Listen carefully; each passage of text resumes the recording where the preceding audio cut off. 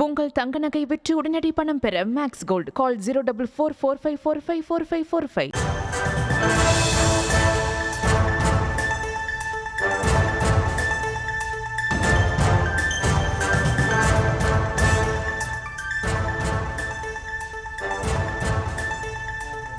அண்மை செய்தியை பார்த்து வருகிறோம். 230 கிலோ கஞ்சா கடத்தியதாக பதிவான வழக்கில் கைது செய்யப்பட்ட 4 பேர் விடுதலை செய்யப்பட்டிருக்கிறார்கள். சென்னை சிறப்பு நீதிமன்றம் இந்த தீர்ப்பை வழங்கியிருக்கிறது. விவரங்களோடு இணைகிறார் செய்தியாளர் மதியழகன். மதியழகன், வணக்கம். வழக்கின் பின்னணி என்ன?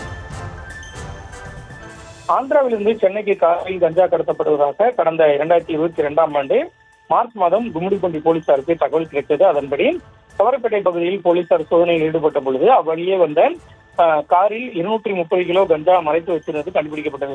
இதையடுத்து கஞ்சாவை பறிமுதல் செய்த போலீசார் காரில் இருந்த மதுரையைச் சேர்ந்த ஐயர், அள்ளி நகரத்தைச் சேர்ந்த ஜெயக்குமார், எல்லிஸ் நகரைச் சேர்ந்த சவுந்தரபாண்டி, திருச்சியைச் சேர்ந்த எட்வின் ராஜ் ஆகிய 4 பேரை கைது செய்தனர். இவர்களுக்கு எதிரான வழக்கை விசாரித்த சென்னை போதைப் பொருள் கடத்தல் தடுப்பு வழக்குகளை விசாரிக்கும் சிறப்பு நீதிமன்ற நீதிபதி எம் ராஜலட்சுமி கவரப்பேட்டை சத்தியவேடு சந்திப்பில் சோதனை நடத்தியதாக கூறிய போலீசார் கவரப்பேட்டை மாடம்பாக்கம் சந்திப்பில் கஞ்சாவை பறிமுதல் செய்ததாக தெரிவித்துள்ளனர்.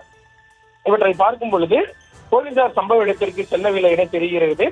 இது தொடர்பான ஆவணங்களில் 230 கிலோ கஞ்சா என்று பதிவு செய்யப்பட்டுள்ளது. ஆனால் நீதிமன்றத்தில் 236 கிலோ மற்றும் 580 கிராம் கஞ்சாவை ஒப்படைத்துள்ளனர்.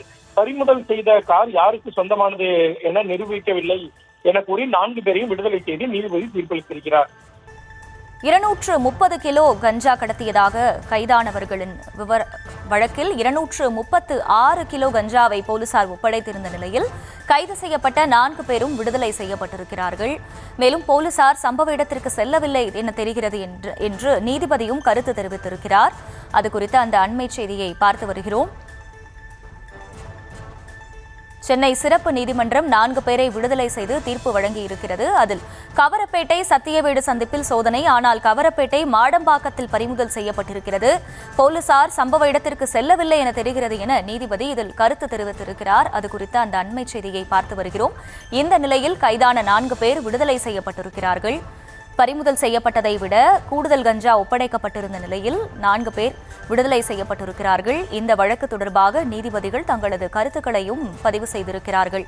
மேலும் பறிமுதல் செய்த கார் யாருக்கு சொந்தமானது என நிரூபிக்கவில்லை எனவும் நீதிபதிகள் தரப்பில் தெரிவிக்கப்பட்டிருக்கிறது. கவரப்பேட்டை சத்தியமேடு சந்திப்பில் சோதனை, ஆனால் கவரப்பேட்டை மாடம்பாக்கத்தில் பறிமுதல் செய்யப்பட்டிருப்பதாகவும் போலீசார் சம்பவ இடத்திற்கு செல்லவில்லை என்பது இதில் தெரிய வந்திருப்பதாகவும் நீதிபதிகள் தெரிவித்திருக்கிறார்கள். அண்மை செய்தியாக பார்த்து வருகிறோம்.